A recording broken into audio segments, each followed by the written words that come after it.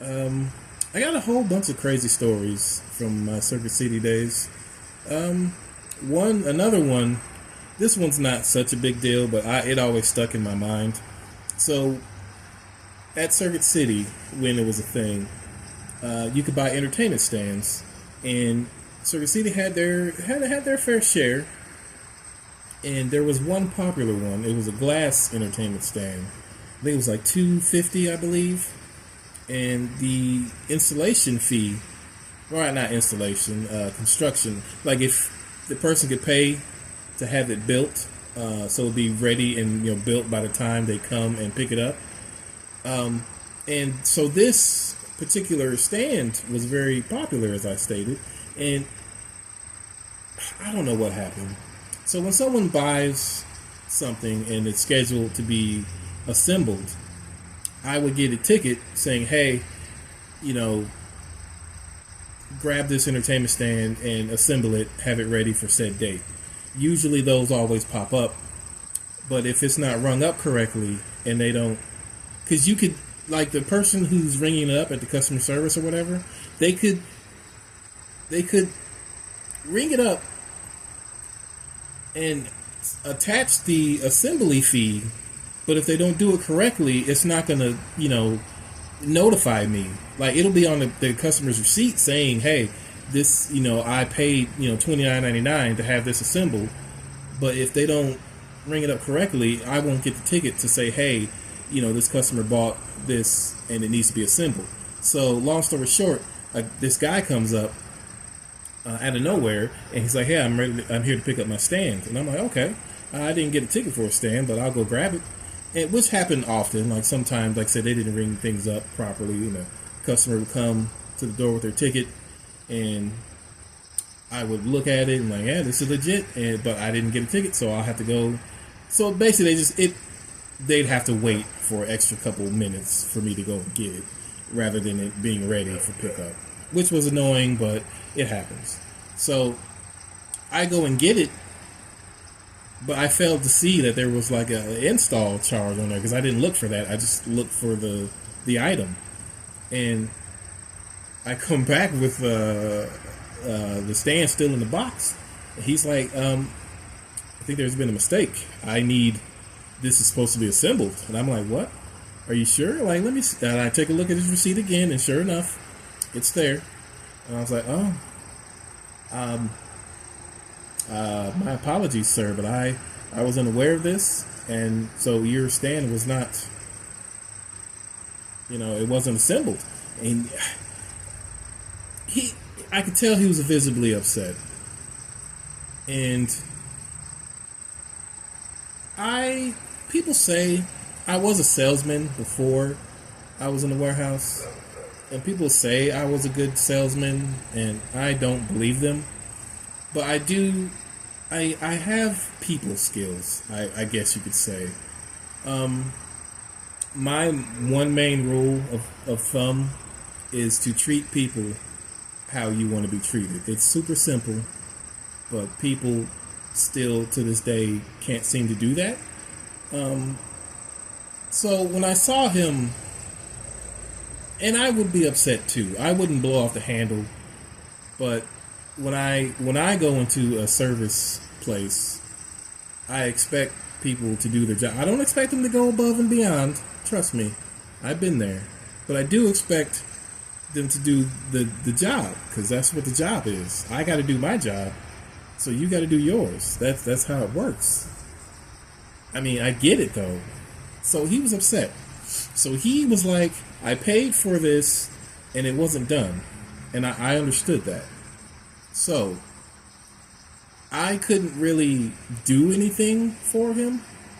So he had to go to the manager, and not the supervisor. He went to the store manager. So the manager comes out, and he's talking to him, and I'm standing there because I didn't want me and the manager, we were cool, and I didn't want him to have to face this customer's wrath by himself. So I was standing there by the manager's side, and basically they're getting chewed out with him by this customer. And this customer is just like, blah, blah, blah, blah, I will pay for this, why didn't it, and then Mike is just saying, hey, I understand, and we can fix this for you. He's offering them all these things, and the guy was like, I want my stand now. Why can't I have it now? And so, as I said, this was a popular stand, and I built the stand quite a bit. So I interjected, and I was like, okay, I can fix this. I explained to the customer, because I knew what he was going to say right before I even got my entire statement out. I said, I can build this stand for you. Give me 15 minutes, and I'll have it built and ready. And I knew, he looked at me, why am I paying $29.99 if it just takes you 15 minutes? And I was like, look, man, I've built this stand more than 100 times. I know it like the back of my hand. I don't even need the instruction manual anymore. And he's huffing and puffing. He's like, oh, fine, just be that 15 minutes. And so I had to run in. I didn't actually know if I could have it done in 15 minutes. But I run in there. Mike looks at me. He's like, all right, man, you said it. So I ran in there, and I got it done. Actually, I think I got it done. Like if you build something that much, like it really isn't a big deal. Like I would have done it faster, but I didn't have my drill, so I had to use a little Allen wrench.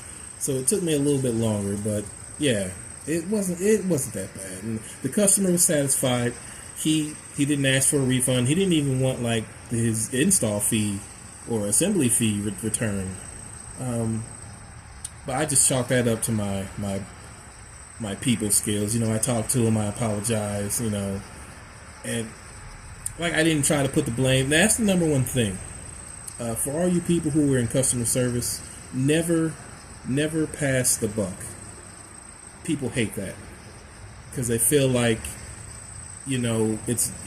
they don't care who made the mistake. They just want the mistake corrected.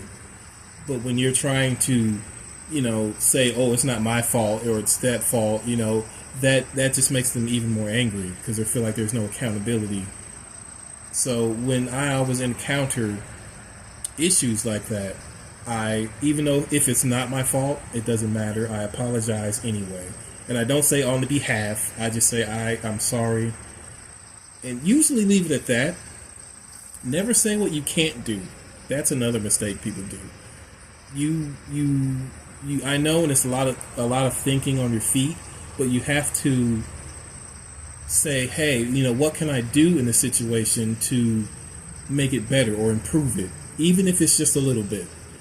Like with this guy, I knew that I could have his stand built in the time because he probably had somewhere to be, and he's like, I can't wait like 2 or 3 hours to have the stand built. So I knew if I get it built fast and out, he would be happy, and that's how it went. And you can do that with a lot of situations. You just have to read the room, and you have to know what. And I know it's hard because people have to say what they want, but you can read their body language, and especially if you work. I worked in service for a long time before I kind of moved out of it. I mean, I'm still in service, but I don't really have to work with customers anymore. It's a hard job. The service industry is hard, and I understand why people, lose it when dealing with customers. And I know there are those customers who don't care and they treat you like garbage, but you kill them with kindness. That's all you can do, and hope that you make an impression on their life and they pay it forward, even if it's just one time, because we have to. The only way you can make this place better is to treat people better. Like, if we walk around with all this nastiness all the time, it'll never get better. You know what I mean? So just treat people how you want to be treated, even if they're being the worst to you. Don't reciprocate. Just you have to. I mean, you don't have to. I'm not, but it would be better, in my opinion, if you would just do unto others as you you know the saying. But yeah, so that's my story there. The guy, he walked out happy, and I went about my day. Yeah, so that was that. I have more stories. I might do it in another video. Let's see what we got. Oh yeah, we'll save those for another time. But yeah, that's my story time. Thank you for watching. Take care.